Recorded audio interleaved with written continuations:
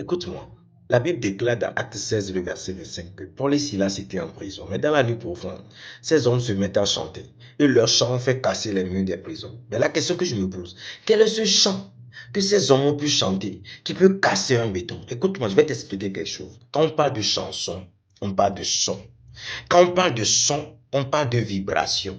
Quand on parle de vibration, on parle d'énergie. Quand on parle d'énergie, on parle de force ou puissance. Écoute-moi, quand un loin de l'éternel frissonne une chanson, cette chanson s'imprègne des vibrations célestes. Et quand ces vibrations rentrent en contact avec la terre, tout ce qui est blocage, tout ce qui est prison, ça provoque automatiquement des secousses. Et ce qui ne doit pas être la saute. C'est pour ça, les prisons, les portes de la prison n'ont pas pu retenir Paul et Silas. Qu'est-ce que je suis venu te dire?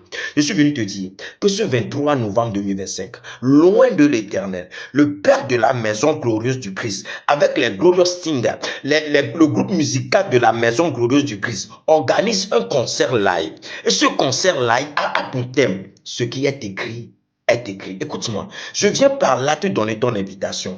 Viens être en contact avec les vibrations célestes pour réécrire, je dis bien, pour réécrire tout ce que l'ennemi avait autrefois effacé dans ta vie. Parce que le thème nous dit, ce qui est écrit est écrit. C'est à Kégué, juste derrière la pharmacie Deo Gracias. Ne rate pas cette occasion. C'est le 23 novembre 2025. Tu es invité.